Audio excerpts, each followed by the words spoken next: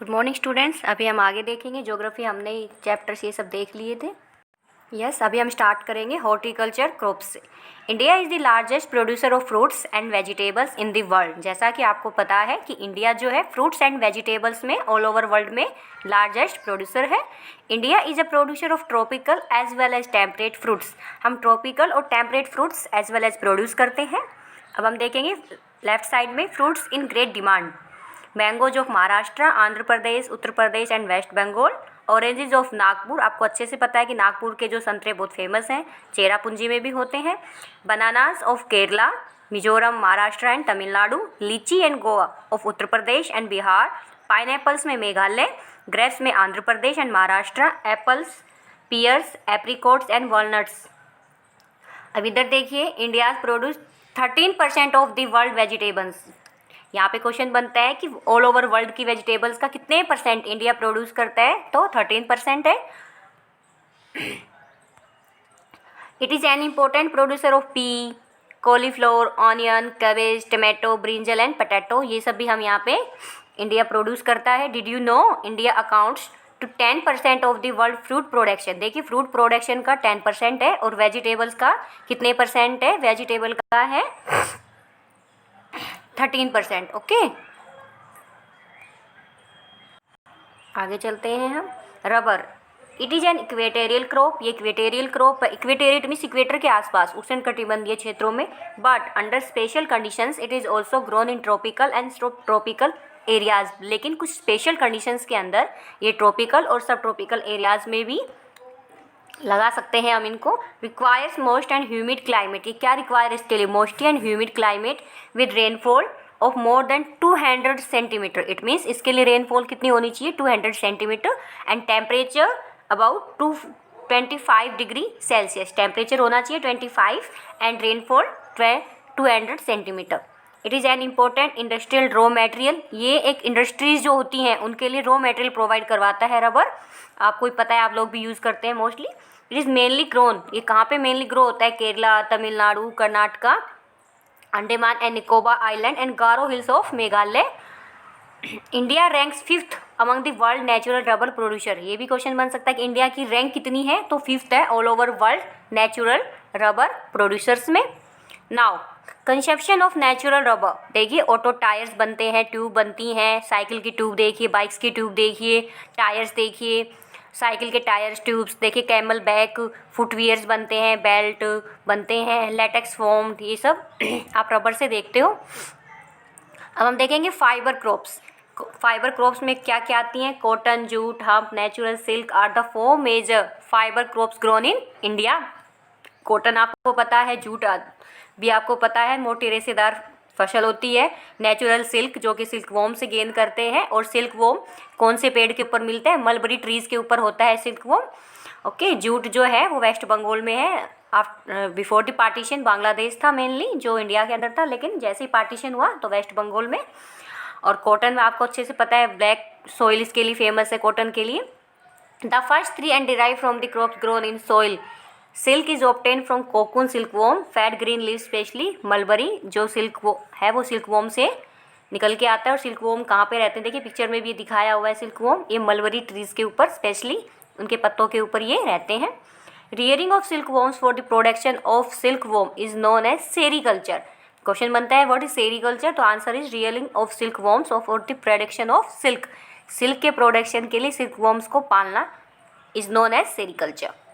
Now cotton, India is believe to be the original home of cotton plant. India एक original home माना जाता है cotton plants का। One of the main raw material for cotton textile industry, ये raw material provide करवाता है। India is the 3rd largest producer of cotton in the world. Yes, अच्छा question बन सकता है। तो कॉटन प्रोडक्शन में हम 3rd नंबर पे हैं।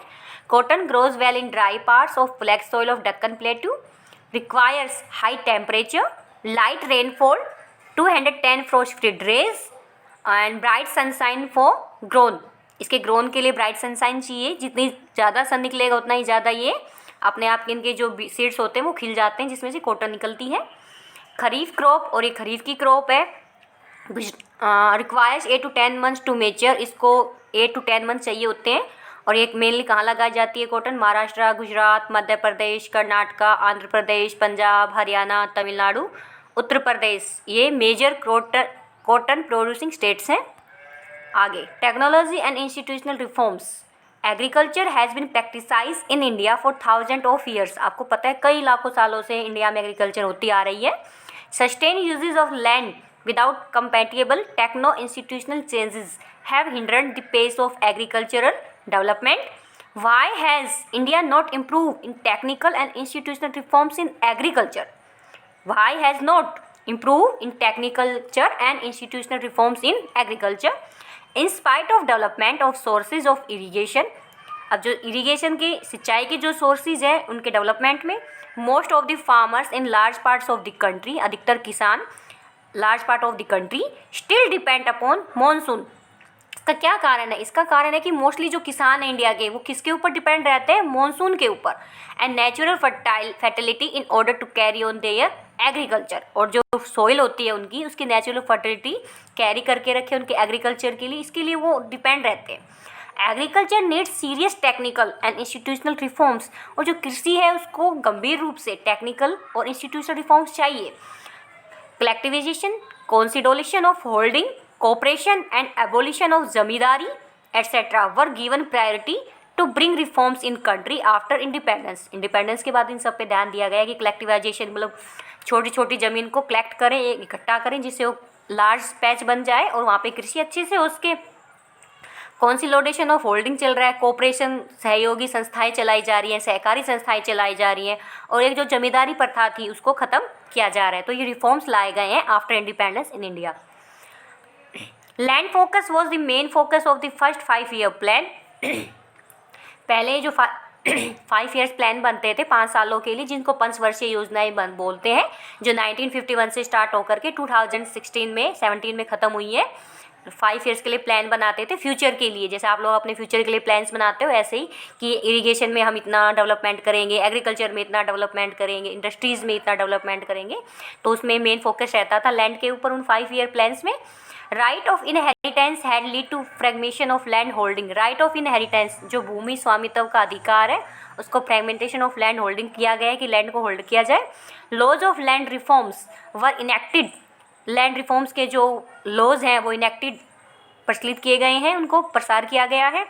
But laws of implementation were lacking. कानून तो बना दिए गए हैं बट जो उनका इम्प्लीमेंटेशन है लॉज का वो थोड़ा कम हो पा रहा है। What were the steps taken by the government in agriculture reforms? क्या क्या स्टेप्स उठाए गवर्नमेंट ने एग्रीकल्चर रिफॉर्म्स के लिए? Government of India embarked upon introducing agriculture reforms to improve Indian agriculture in the 1960s and 1970s। Government of India ने introducing agriculture reform से related improve Indian agriculture में improvement किया है 1962 से 1970 तक। ग्रीन रिवॉल्यूशन जो कि 1966 में आया था स्वामीनाथन के through, based on use of package technology. And white revolution जो कि 1970 में आया वर्गीस कुरियन के थ्रू, जिसको Operation Flood were some of the strategies initiated to improve Indian agriculture. It means green revolution लाया गया, वाइट रिवॉल्यूशन लाया गया, ब्लू रिवॉल्यूशन, और भी रिवॉल्यूशन थे। तो ये गवर्नमेंट के द्वारा उठाए गए स्टेप्स हैं। But this led to concentration of development in few selected areas. लेकिन जो ये डेवलपमेंट है ये कुछ एरियाज में सिलेक्ट होके रह गए। Therefore, in the 1980s and 1990s, a comprehensive land development program was initiated, which included both institutional and technical reforms। लेकिन इस between this time कुछ लैंड डेवलपमेंट प्रोग्राम्स इनिशिएटिव लिया गया है, कुछ उठाए गए हैं इंस्टीट्यूशनल के द्वारा, संस्थाओं के द्वारा, और टेक्निकल रूप से भी। Provision of insurance against calamities. Insurance मिलने लगा है अगेंस्ट कैलेमिटीज़ के, फॉर एग्जांपल फ्लड आ जाए, डाइजेस्टर हो जाए, कुछ भी। इस्टेब्लिशमेंट ऑफ ग्रामीण बैंक्स। ग्रामीण बैंकों को स्थापना की गई है। कोऑपरेशन सोसाइटी, सहकारी संस्थाएं की स्थापना की गई है। And bank for providing loan facilities, और जो बैंक है वो लोन प्रोवाइड करवा रहे हैं किसानों को लोअर रेट्स पे, लोअर इंटरेस्ट रेट पे। अदर स्टेप टेकन्स, अदर कौन से स्टेप उठाए गए? देखिए, किसान क्रेडिट कार्ड KCC जो कि 1999 में आया था, 1999 में। Personal accident insurance scheme PAIS और some other schemes introduced by the government of India for the benefit for the farmers.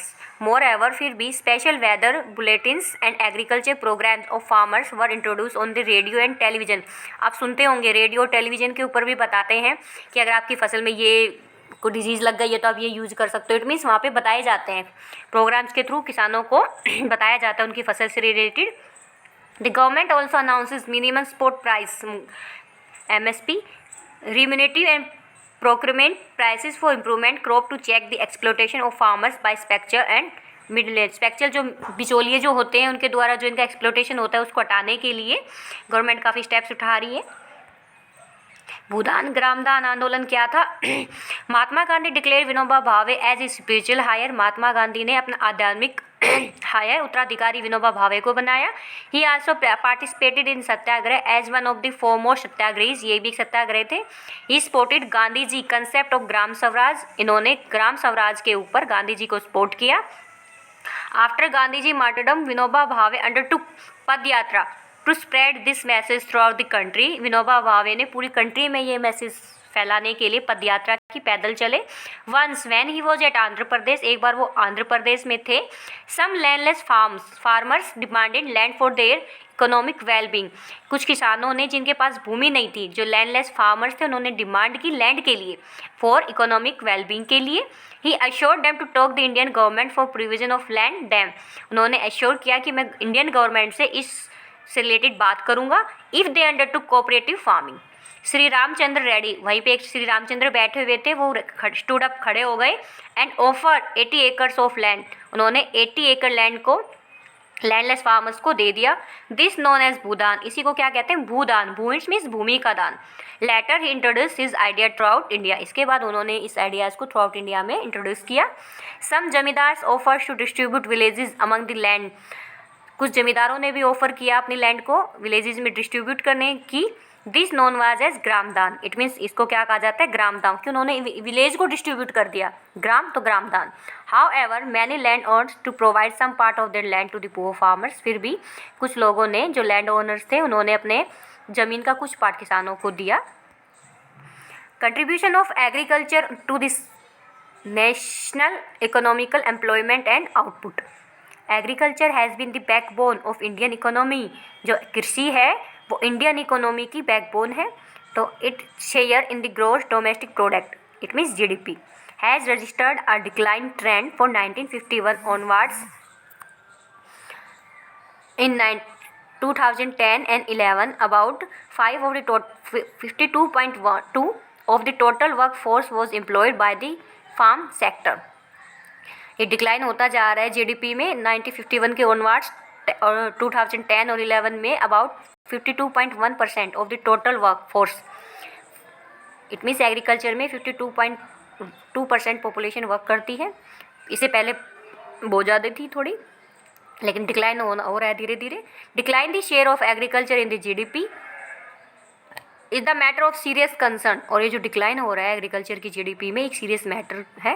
Because agriculture decline and stagnation in agriculture will lead to a decline in other sectors of economy has wider implications for society. क्योंकि जो हमने देखा था agriculture जो है वो other industries के लिए as a raw material provide करवाता है. अगर एग्रीकल्चर के ऊपर GDP का इफ़ेक्ट हो रहा है तो अदर इंडस्ट्रीज़ के ऊपर भी इफ़ेक्ट इसका होना ही है. डिक्लाइन हो रही है एग्रीकल्चर तो अदर इंडस्ट्रीज़ भी इससे प्रभावित होंगी. Establishment of Indian council of agriculture research ICAR. Agriculture universities, veterinary services and animal breeding centres, horticulture development, ये सब यहाँ पे लगाया जा रहा है. ये सब इस पे ध्यान दे रहे हैं. ठीक है, एग्रीकल्चर यूनिवर्सिटीज़ डेवलप की जा रही हैं कि वहाँ ज़्यादा से ज़्यादा नॉलेज हो उनको. और एनिमल ब्रीडिंग सेंटर्स बनाए जा रहे हैं जहाँ पे एनिमल्स को ब्रीडिंग करवाई जाती है. हॉर्टिकल्चर डेवलपमेंट, वेजिटेबल्स, फ्रूट्स, इन सब के लिए हॉर्टिकल्चर डेवलपमेंट किया जा रहा है. India growth of GDP and major sectors agriculture, industries, services. Agriculture जो प्रिमिटिव एक्टिविटी है एंड इंडस्ट्रीज सेकंड में, सर्विसेज आपको पता है टेरिटरी सेक्टर में आता है. तो यहाँ पे 5 ईयर्स प्लान दिखाए हुए हैं. 10th 5 year plan 2002-7. 11th 5 year plan कब आया? 7 से 12 आया. और ये 12 से 17 12th 5 ईयर प्लान हो गया. ये इस एग्रीकल्चर में देखिए 1.7, 3.2 ये ऐसे दिखा रखे हैं, GDP 7.2, 8.2। दो GDP rate is increasing over the year, GDP के rate years two years increase हो रहे हैं, बढ़ रहे हैं। It is not generating sufficient employment opportunities in the country, लेकिन ये जनरेटिंग सफिशिएंट एम्प्लॉयमेंट नहीं है, अपॉर्चुनिटीज़ नहीं है कंट्री के अंदर। इट मीन्स एग्रीकल्चर में इतनी अपॉर्चुनिटीज़ नहीं होती for employment growth in agriculture declining. Indian farmers are facing a big challenge, जो इंडियन फार्मर्स हैं उनको एक बिग चैलेंज फेस करना पड़ रहा है। आर फ्रॉम इंटरनेशनल कंपटीशन, अंतर्राष्ट्रीय स्तर पर इनको मुकाबला झेलना पड़ता है, उस चैलेंज को फेस करना पड़ता है। And our government is going ahead with reduction in the public investment in agriculture sector, और जो हमारी गवर्नमेंट है वो आगे है रिडक्शन में पब्लिक इन्वेस्टमेंट के एग्रीकल्चर सेक्टर में। मीन्स कम से कम इन्वेस्टमेंट किया जा रहा है एग्रीकल्चर सेक्टर में, रिडक्शन हो रहा है। Subsidy on fertilisers is decrease, जो सब्सिडी दी जाती है फर्टिलाइजर्स के ऊपर वो डिक्रीज हो रही है, leading to increase in the cost of production. Reduction in import duties on agriculture products, जो इम्पोर्ट ड्यूटीज़ होती हैं एग्रीकल्चर प्रोडक्ट्स के ऊपर उनमें रिडक्शन हो रहा है। Have proved harmful to agriculture in the country, जो कि बहुत ही हानिकारक है कृषि के लिए। Farmers are withdrawing their investment from agriculture causing a downfall in the employment in agriculture, जो फार्मर्स है विड्रा कर रहे हैं अपनी इन्वेस्टमेंट को, एग्रीकल्चर में कम से कम इन्वेस्टमेंट कर रहे हैं, क्योंकि काज है ये डाउनफॉल का एम्प्लॉयमेंट इन एग्रीकल्चर, एग्रीकल्चर के द्वारा एम्प्लॉयमेंट बहुत ही कम मिलता है। Food security, what is food security system? In order to ensure availability of food to all sections of society, in order to, it means ensure करने के लिए government ये ensure करती है कि जो फूड की अवेलेबिलिटी है वो ऑल सेक्शंस ऑफ सोसाइटी में हो।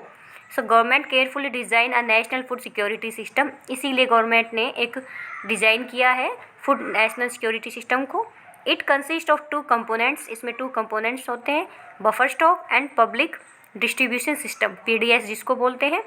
PDS इज़ अ प्रोग्राम, ये प्रोग्राम होता है विच प्रोवाइड्स फूड ग्रेन्स, जो फूड ग्रेन प्रोवाइड करवाता है, and other essential commodities as subsidy prices in rural and urban areas, और जो असेसनियल थिंग्स होती हैं वो सब्सिडी के ऊपर दी जाती हैं रूरल और अर्बन एरियाज़ में।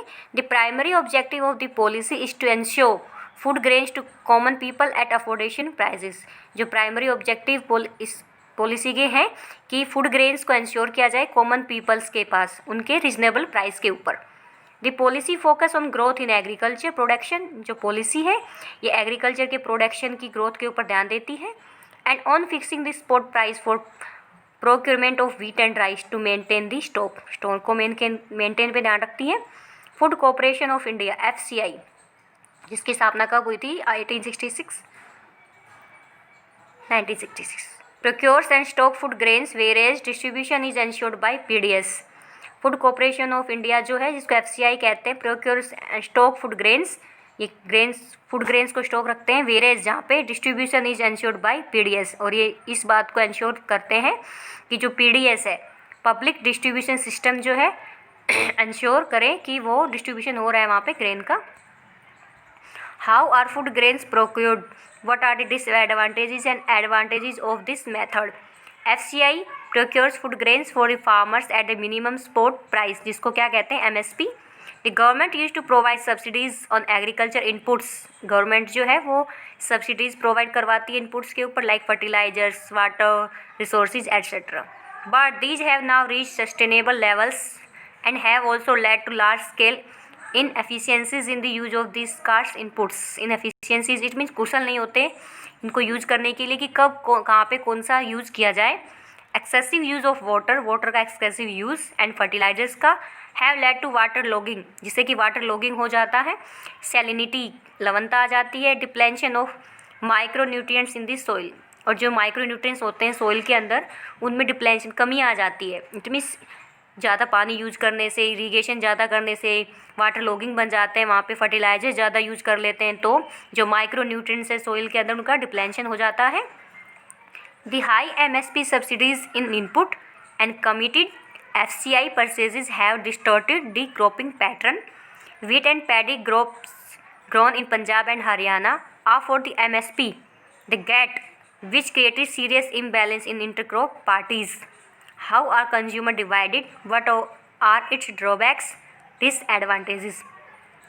Consumers are divided into below poverty line (BPL) and above poverty line (APL). However, this categorization is not perfect as a number of peoples. How can we become self-sufficient? Self-sufficiency can be attained. Self-sufficiency अपने आप में आत्मनिर्भर कुशल होना can be attained किया जा सकता है if government provides proper agriculture infrastructure linkage and also encourages to the use of latest techniques. अगर गवर्नमेंट एग्रीकल्चर से संबंधित इंफ्रास्ट्रक्चर हमें प्रोवाइड करवाए, इंकरेज करे ज़्यादा से ज़्यादा लेटेस्ट टेक्निक्स को यूज़ करने के लिए. Instead of concentrating only on wheat or rice, the food crop with a better growth potential that particular areas must be encouraged. कि और भी एरियाज़ को encourage किया जाए कि wheat और rice जहाँ पे हो रहे हैं concentrating के अदर एरियाज़ में भी वो लगाए जाएँ. Creation of necessary infrastructure like irrigation facilities, availability of electricity, etc. also attract private investment in agriculture. The focus on increasing food grain production, which should be on sustainable basis, and free trade in grains will create massive employment and reduce poverty in rural areas. The focus किसके ऊपर? Food grain production के increasing के ऊपर focus किया जाए, which should जिससे होनी चाहिए sustainable basis, and free trade होना चाहिए ग्रेन्स के अंदर, विल क्रिएट जिससे क्रिएट हो मासिव एम्प्लॉयमेंट, ज़्यादा से ज़्यादा एम्प्लॉयमेंट मिले, एंड रिड्यूस और पॉवर्टी रिड्यूस हो रूरल एरियाज़ में. What is the future of India's food security? Shift from cultivation of food crops to cultivation of fruits, vegetables, oil seeds, industrial crops. जो cultivation है food crops की उसको shift किया जाए. कौन सी cultivation के अंदर? फ्रूट्स लगाए जाएं, vegetables, oil seeds, industries crops. This has led to reduction of new sound area under settlers and pulses. Competition for land between non-agriculture uses and agriculture has reduced net zone. Productivity of land in decline due to fertilizers, pesticides, insecticides. Scarcity of water has led to reduction of area under irrigation. जो water की scarcity है has led to reduction of area under irrigation, whereas inefficient water management has led to water logging and salinity. Food grain production यहाँ पे दिखाया हुआ है, years दिखाई हुई हैं. Why has food grain production remained stagnant or fallen for 5 consecutive years? 5 year plans की बात हो रही है. रीजन्स बताए जा रहे हैं. लैंड डिग्रेडेशन रीजन है इसका कि ये स्टेगनेंट हो रहे हैं या फॉलन हो रहे हैं 5 years. Reduce water storage in aquifers due to unsustainable pumping. Inadequate storage and marketing facilities farmers have to pay high price for HYV seeds, fertilizers, etc. But let bargaining power to fix price in their favor. Higher the supply, lower is the demand, the cause distress sale. Therefore, there can be no food security without security of small farmers. Impact of globalization on agriculture. In the 19th century when European traders came to India, जब 19th century में European traders India आए, Indian spices were exported to different countries of the world. India के जो मसाले थे भारत के वो export किए जाते थे डिफरेंट कंट्रीज़ के अंदर ऑल ओवर दी वर्ल्ड में. And farmers were encourage to grow these crops, और फार्मर्स को एनकरेज किया जाता था ये क्रॉप्स लगाने के लिए. इंडिया में स्पाइसेस के लिए केरला फेमस है. इवन तो is one of the important export item for the India. During the British period cotton belts of India, इस ब्रिटिश पीरियड के टाइम पे जो कॉटन बेल्ट्स थी इंडिया की अट्रैक्ट द ब्रिटिश, इन्होंने ब्रिटिशर्स को अट्रैक्ट किया. And eventually cotton was exported to Britain as raw material for their textile industries. और जो ब्रिटिशर्स हैं वो एज ए रॉ मटेरियल अपनी टेक्सटाइल इंडस्ट्रीज़ के लिए यहाँ से कॉटन ले जाते थे एज ए रॉ मटेरियल के रूप में. The Champaran movement started in 1917 in Bihar. Champaran movement जो कि गांधी जी ने चलाया था 1917 में बिहार के अंदर. बिकॉज क्यों? The farmers of that region were force to grow indigo for blue British textile industries. की फार्मर्स को कहा जाता था कि आप इंडिगो नील की खेती कीजिए, ब्रिटिशर्स ने उनको फोर्स किया. Under globalisation particularly after 1990, Indian farmers have been exposed to a new challenge despite India being an important producer of rice, cotton, rubber, tea, coffee, jute and spices. Our agriculture products are not able to compete with development countries due to their higher qualities. Globalisation हुआ, वैश्वीकरण हुआ, it means country को country से link किया गया, export important के जो rules थे उनको कम किया गया, ओपन पॉलिसी अपनाई गई 1990s के अंदर, 1990-91 में, ठीक है, ग्लोबलाइजेशन की। तो जो इंडियन फार्मर्स हैं हैव बीन एक्सपोज, तो इनको एक एक्सपोज हुए नए चैलेंजेस आए इनके अंदर, क्योंकि ऑल ओवर वर्ल्ड से इनको कंपटीशन करना पड़ा। इनकी जो क्रॉप्स वगैरह है ये ऑल ओवर वर्ल्ड में जाने लगी, तो एक हाई लेवल पे कंपटीशन हो गया। और हम सबसे ज़्यादा rice, cotton, rubber, T, jute ये सब लगा रहे थे। तो जो एग्रीकल्चर प्रोडक्ट्स हैं ये एबल नहीं थे कम्पीट करने के लिए, क्योंकि हम एक डेवलपिंग कंट्रीज़ थे हैं, और डेवलप्ड कंट्री जो है लाइक यूएसए, रशिया, वो डेवलप्ड कंट्रीज़ थी, तो उनके साथ कंपटीशन करना बहुत एक हाई चैलेंज हो जाता है, बिकॉज उनके पास सारे इनपुट्स हैं, मॉडर्न इनपुट्स उनको यूज़ करने आते हैं। वहाँ के फार्मर्स ऑलमोस्ट नॉलेजेबल होते हैं फॉर टेक्निक यूज़ से, और हम इतना नहीं कर पा रहे थे बिकॉज हम डेवलपिंग कंट्रीज़ थे, ना ही हमारे पास इतने सोर्स होते हैं जो डेवलप्ड कंट्रीज़ के पास हैं। तो ये इतना लेवल पे, हाई लेवल पे, इंटरनेशनल लेवल पे कंपटीशन फेस करना पड़ा हमारे किसानों को। To make agriculture successful and profitable, proper thrust should be given to the improvement of the condition of marginal and small farmers. The Green Revolution promises much, but it is being alleged that it causes land degradation. हर एक अगर कोई भी क्रांति आती है तो उसके merits demerits दोनों होते हैं। तो जहाँ ग्रीन रिवोल्यूशन से हमें बहुत अधिक प्रॉफिट हुआ, वहाँ थोड़ा बहुत लॉस भी हुआ। इट मीन्स एक लैंड डिग्रेडेशन की प्रॉब्लम आ गई। The keyword today is green revolution which includes genetic engineering. In fact organic farming जो कि बहुत ही अच्छी होती है is much in vogue today because it is practised without factory made chemicals, क्योंकि ये विदाउट जो पेस्टिसाइड होते हैं, जो फैक्ट्री मेड होते हैं, जो फैक्ट्री में बनाए जाते हैं, वो यहाँ पे यूज़ नहीं किए जाते ऑर्गेनिक फार्मिंग में। Hence it does not affect environment in a negative manner. और ये जो ऑर्गेनिक फार्मिंग है ये एनवायरनमेंट में एक नेगेटिव इफेक्ट मैनर नहीं लाती। इट मीन्स ये एनवायरनमेंट के अकॉर्डिंग पॉजिटिव है, क्योंकि इसमें फर्टिलाइजर्स वगैरह, पेस्टिसाइड्स ये सब यूज़ नहीं किए जाते।